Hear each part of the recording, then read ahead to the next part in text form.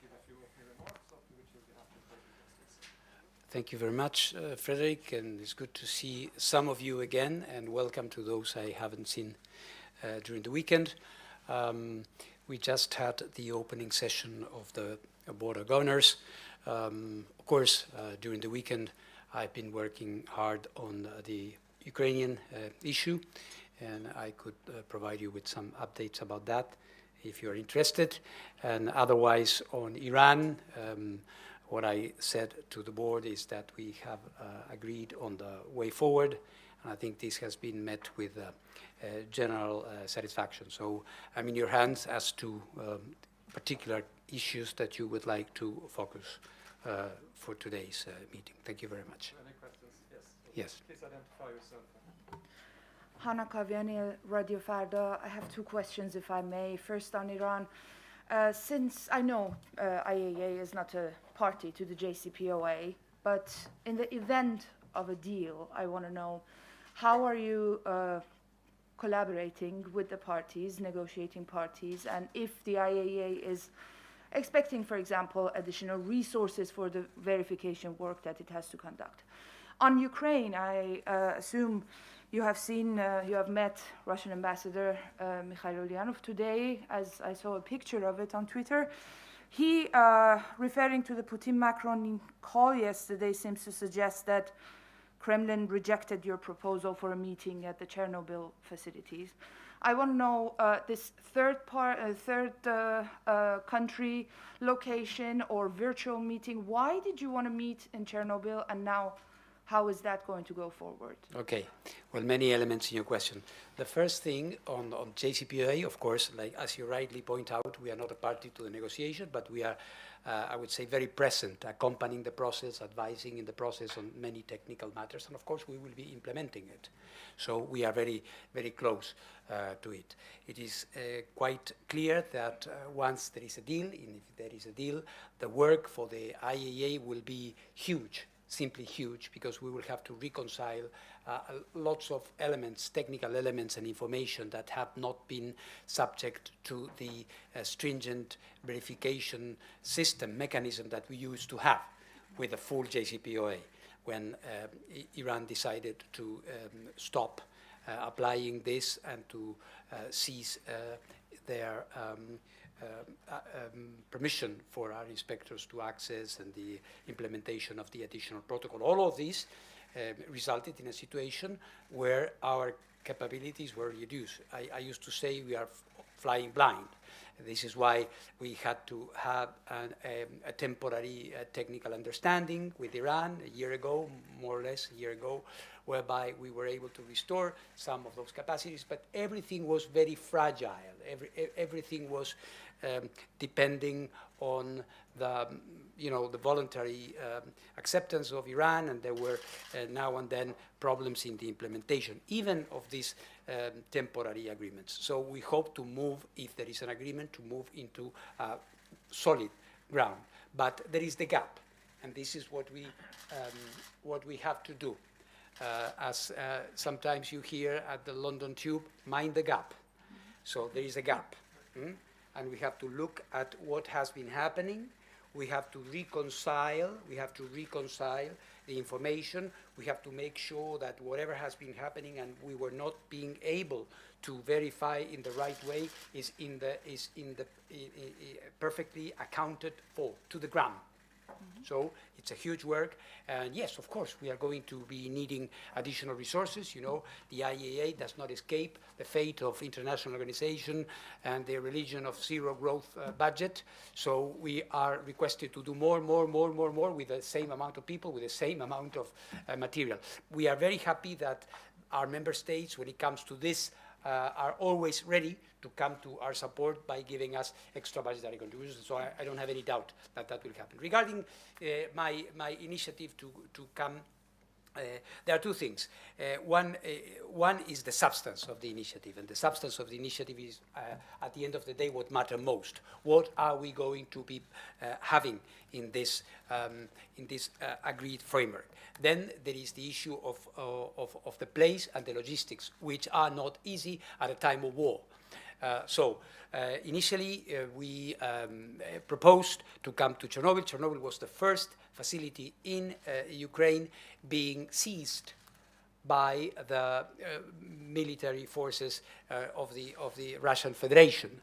It was obvious that my first intent was to go there because it was the first place where we're having arrangements, ad hoc arrangements, to try to maintain the contact with the site and to maintain the necessary surveillance, safeguards-wise and safety and security-wise. My offer still stands. We heard from the Russian Federation that they would rather do it somewhere else. But this is going to be part of a process of consultation, and where we are going to be listening to the Russian side and to the Ukrainian side. And see what is possible in terms of a place and other modalities, which, as I said, are going to be extremely difficult. But we have to do it. There is no way. I said it today. We should not be losing time. Almost every day there is a new episode. The episode last Friday on the Zaporozhye nuclear power plant was extreme, perhaps, but there are some other episodes which indicate that we need to have an agreed, clear framework of what is supposed to be done. So I hope that my consultations in the next few hours are going to be successful. Thank you. Yes. Thank you. Hello, Director. Hello, how are you? Gita Aryan from Voice of America. Yes. I basically have. Oh, I'm sorry.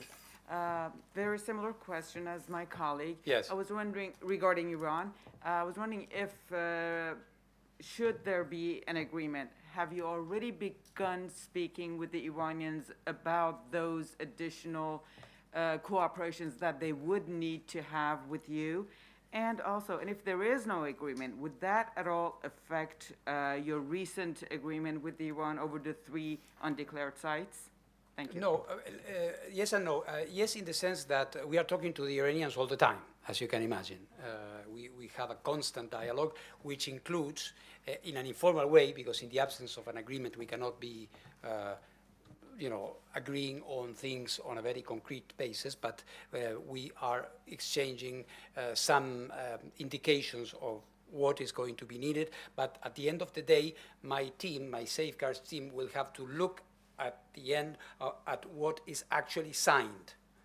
And when we see that, as you know, this is a very complex agreement, and it has a number of steps, a sequence, as it has been described by the negotiators, with a conclusion day and a confirmation day, a preparation period, a re-implementation day. So within all of these, segments, you will have different activities among themselves for Iran to comply and for us to verify. So this is a huge work ahead of us, and the team has been preparing for that for quite a while. And the second part was? And if there is no agreement, would that affect in any way your recent? No, my recent understanding, as you may have seen by reading it, does not have any direct relationship. As I've always been saying, this is like parallels. We look at each other, but we do not touch. Safeguards issues and the correctness and the completeness of Iran's declarations are something that Iran has to comply with or without a JCPOA or any other agreement with any other countries. So this is their obligation.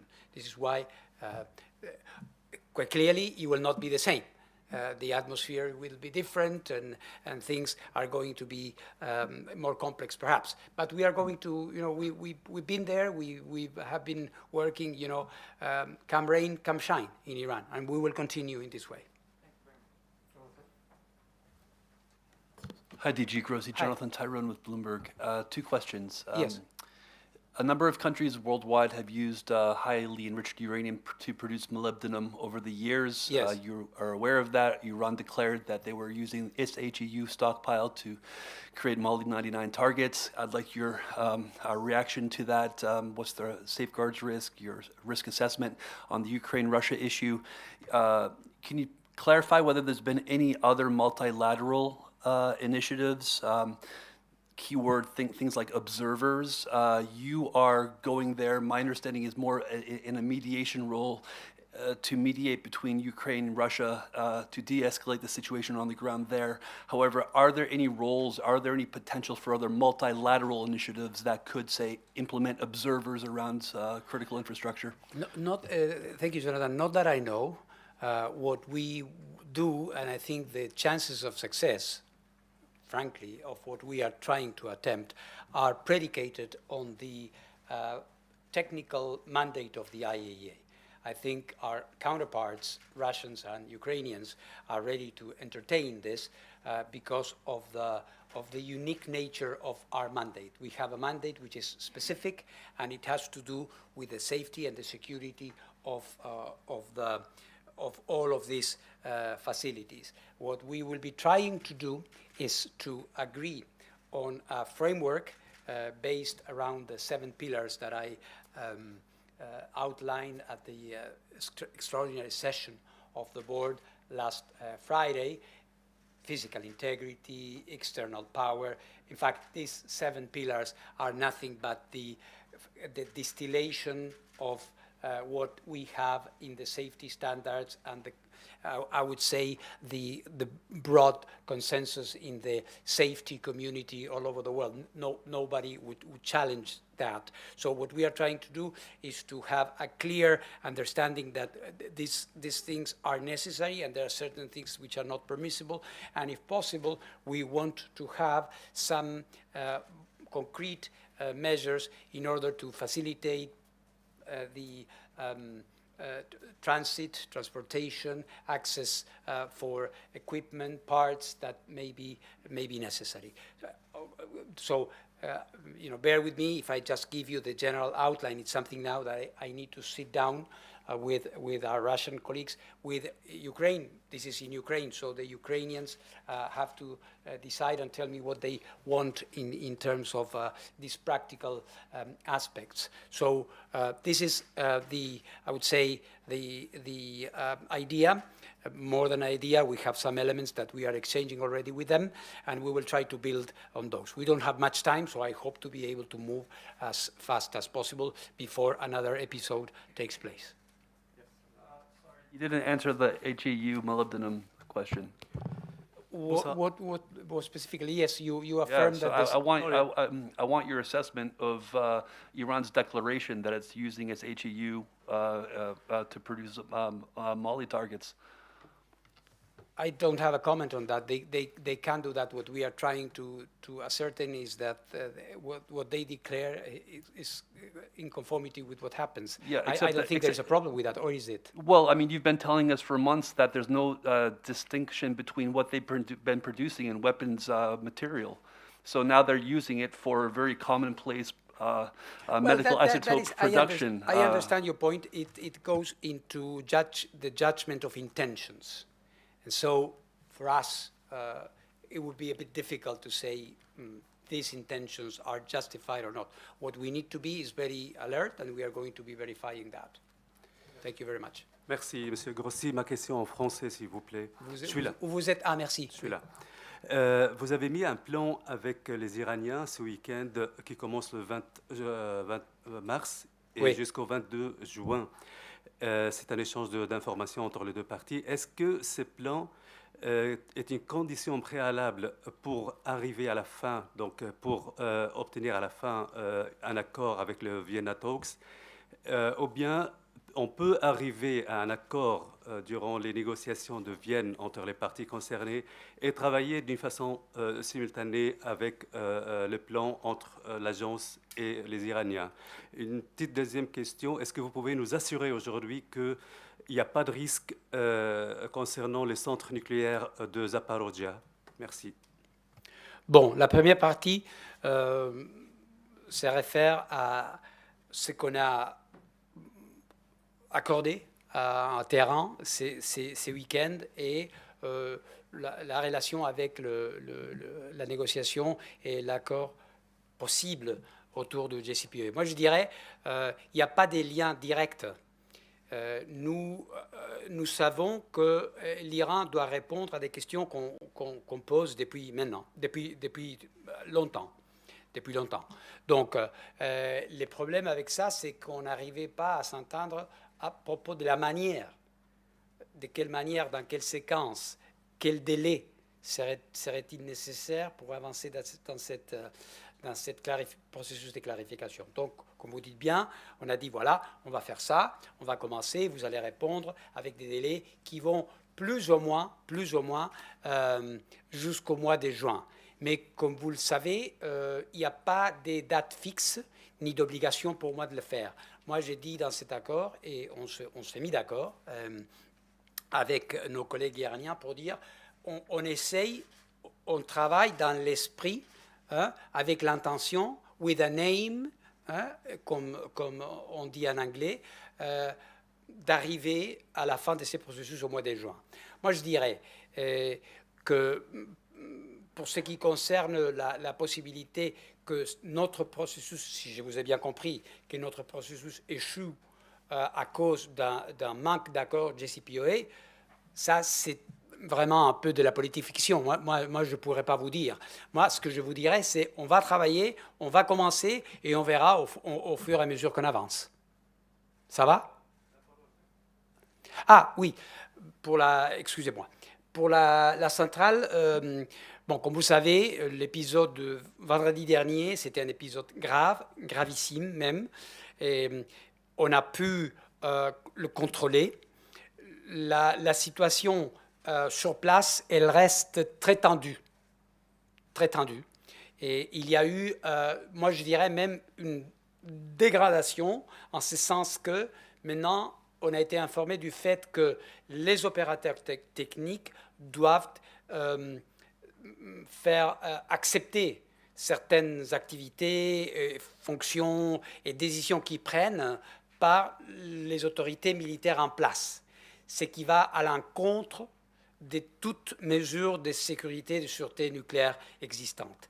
Un opérateur doit être laissé en paix, travailler et faire son travail technique. Il ne devrait pas aller chercher le permis d'un militaire pour faire ce qu'il doit faire. Donc moi je suis personnellement préoccupé, je l'ai dit au Conseil tout à l'heure, je l'ai mis dans mon rapport d'hier soir. Donc j'espère qu'on pourra corriger ça. On est en train de mener des consultations discrètes afin de résoudre cette situation. Une petite clarification concernant la première question. Donc, l'acheminement d'échange d'informations entre vous et les Iraniens, est-ce qu'il pourrait aider à améliorer les chances d'arriver à un accord dans les Vienna Talks? Moi, je crois que, pourquoi pas? Moi, je crois que quand on voit de part et d'autre qu'il y a une atmosphère qui s'améliore, qu'il y a une atmosphère de travail qui va mieux, qu'on se parle mieux, qu'on peut avoir accès à des informations qu'on n'avait pas avant, finalement, il s'agit du même pays, n'est-ce pas? Donc, je crois dans les effets positifs, dans les externalités, si vous voulez, d'un bon travail avec l'Iran à ces moments. Voilà. Hi, DG. François Murphy from Reuters. Over here. Always. Just try and get a clearer sense of what you're up to in Ukraine. You sort of have two things going on at the same time. On the one hand, you're trying to bring both sides together and agree some kind of commitment to, protect the security and safety of nuclear installations. On the other, something you've talked a bit less about recently, you have this plan for assistance to Ukraine that you mentioned before. Yeah. And you've said, you can't go into too many specifics for now. But one thing I was curious about is that you, at one of your many previous press conferences in the past week, you didn't rule out actually sending people to Ukraine. I'm just wondering if you can give us some sense of sort of the scale of that, sort of what kind of, just what rough order of resources are we talking about here? And yeah. Yes, we would need to, thank you for the question. We would need to, first of all, as I said on Friday, we have, first of all, to have a framework. So what are the basic principles? Because, and the principles are not, I would say, are good to have. They are necessary because these principles, or basic points, if you want, indicate to you which are the areas where we are going to be concentrating. external power, communications, and they may have and will have a strong influence into what is, in concrete terms, what might be needed. We know, for example, that there are some pieces of equipment that the plants need or will be needing as part of the normal operation, not necessarily because of an attack or a malfunction now. In the normal course of events, had there not been a war, you would have that. And in the moment, now you have that supply chain is interrupted. So we are already in contact with several countries, with Energoatom in this case, because it's more the side of the operator than the regulator, and we know more or less what they are needing. So we also need to establish some understanding on how to do that. Shall we need to have observers or technical support personnel from the agency to be there? Maybe, but that is something that we would not be able to define now at this point. The same could apply to safeguards, mind you. So at the moment, we are okay. We have remote monitoring. We have remote monitoring for the material there, but there may come a point where we might need to perform a function or not. So there are a number of things, and the physical presence is not excluded. But we need first to have a more or less, user's guide to see. Hello, DG. Albert Otti, DPA, German Press Agency. About the Zaporizhzhia nuclear power plant, you described some of the problems that are there with communications. So would you say that this power plant is still a safe power plant, safely operating power plant, or not anymore? Or how fast is the time approaching, in your view, that it's no longer safe? And the second question is about your planned talks with Ukraine and Russia on a safety framework, safety security framework. Are you still talking, is the talk now about the logistics, or are you also still trying to figure out, is there still discussion on the content of the talks? Yeah, thank you. On the first part, I would say, I would not say it's not being operated unsafely. We are getting the reports and the assessments from the Ukrainian regulator, and for the time being, this is the situation. That being said, the conditions are absolutely extraordinary, as I have been saying as well. This normal operation is a technical term, but there is nothing normal about what is going on. So there is safe operation, but there are many questions on the ability to sustain this for much longer if we don't support this in some way. And this is a good segue for the second part of your second question, because we are discussing both things. In a situation like this, modalities are also substance, and substance has to do a lot with modalities. So the two things are really very intertwined. Hi, DG, welcome back. Hello, thank you very Tehran. much. That's very kind. But my question goes to Ukraine. Setsuko Inaki from Nippon TV. The Élysée Palace, the France announced that you had met President Macron before you went to Tehran, and French suggested that they would suggest IAEA some measures to assist you in a negotiation to establish this framework. And actually, that they announced it, that this suggestion would come within hours. Mm-hmm. So my question number one is, have you received such suggestions? And then the question number two is your current sort of negotiation that I suppose that you're talking to separately on both sides, so that is there element in this discussion that is such concrete suggestions coming from some of the major the nuclear states? Yes. Thank you very much. That's very clear. This initiative is the IAEA's initiative, I must underscore. It's an IAEA initiative, and the main elements being discussed there are the elements that we, as an international independent organization, believe are those that are necessary. That being said, President Macron, and this is no secret, and it has been announced publicly also by the French government, so I don't have a problem in commenting on that, has been extremely generous in manifesting his support to this idea. And not only that, as you know, he has been in conversation with President Zelensky and with President Putin, and the IAEA initiative for the preservation of the safety and security of the nuclear facilities has been, if not at the center, one of the main points that they were discussing.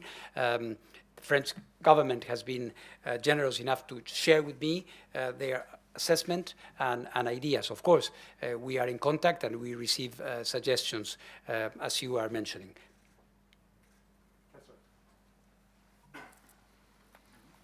DG, thank you very much. BBC Persian television. Two things. One on Ukraine.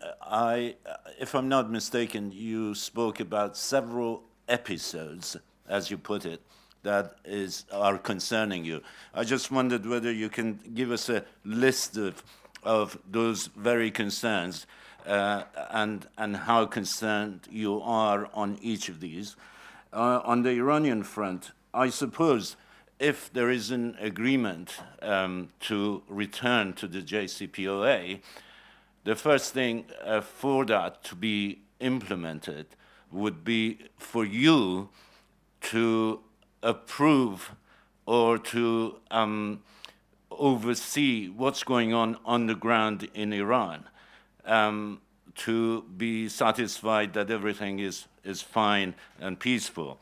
And if that's the case, do I take it that you would press for the implementation of the additional protocol as one of the very first steps of this possible agreement? Thank you. Well, the first thing, you are asking for a list that I already gave you, because if you look at the 13 updates that we are producing every day, and this is a lot of work behind them, because we are checking every information.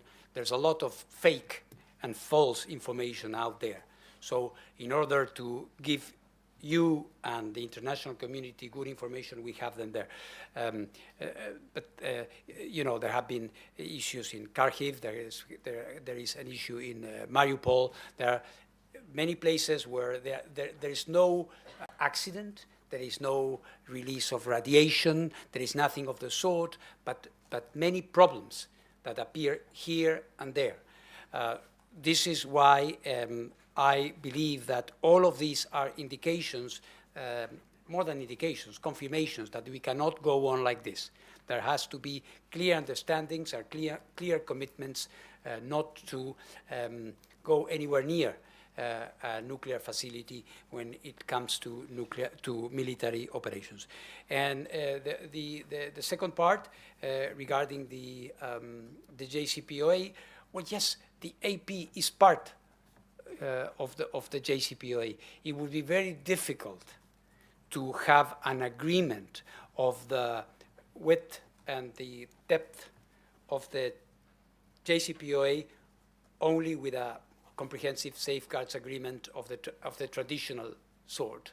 You have to have the ability to ask for accesses and to work in a more efficient way. So to the best of my knowledge, the application of the additional protocol was and is and will be part of the JCPOA reloaded if it comes to life.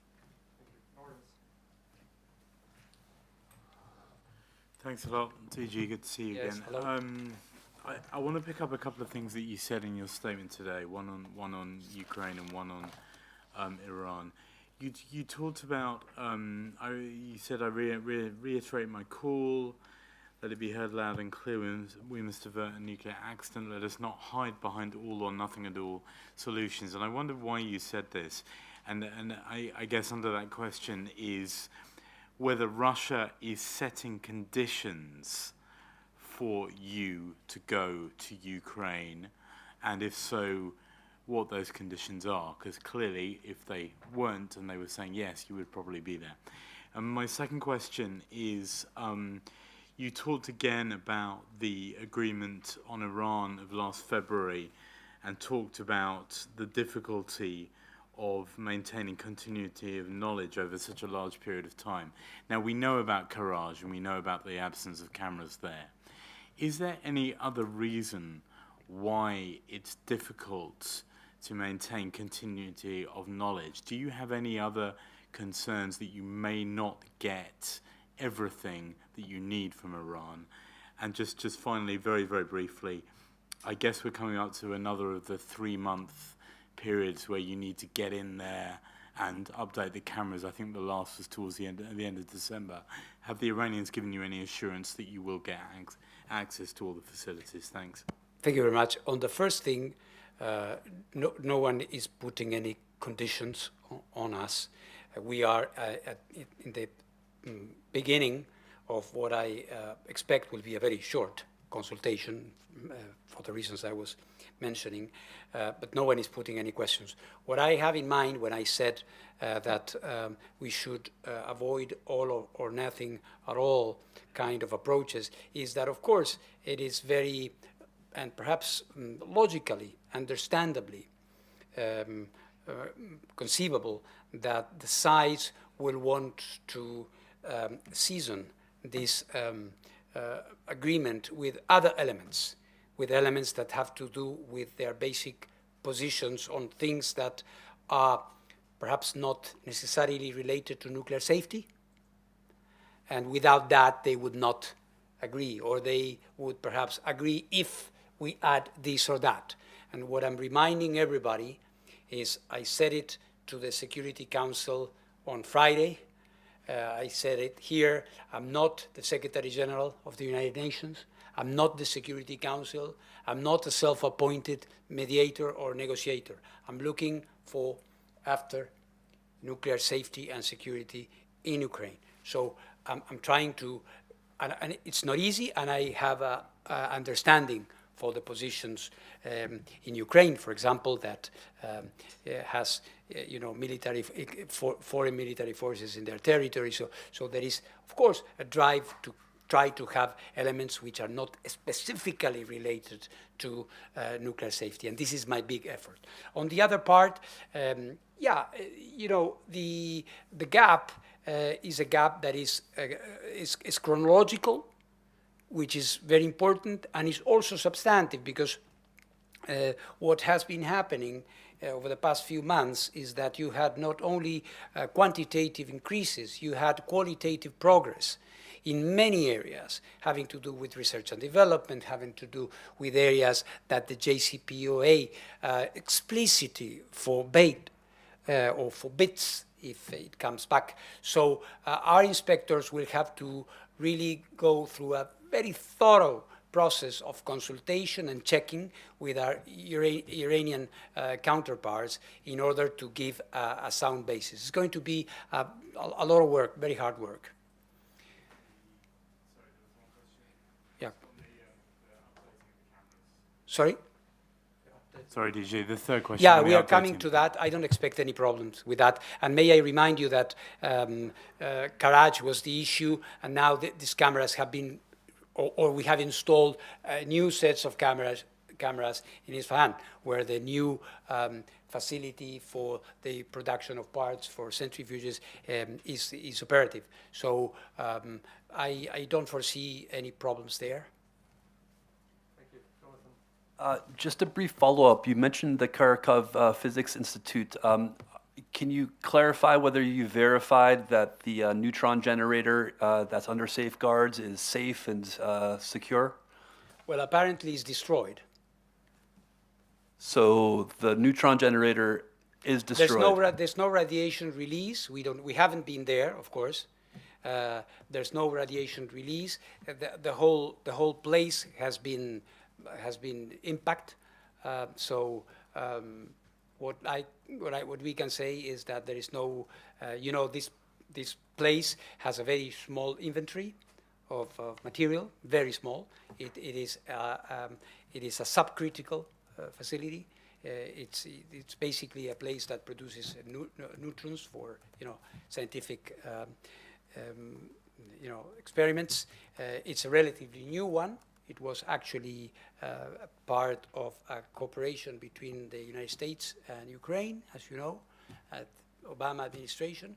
So it's a scientific institution. So it's really very regrettable what happened. But just to be clear, that site was under safeguards, correct, or not? Well, there is, yes, when there is nuclear material.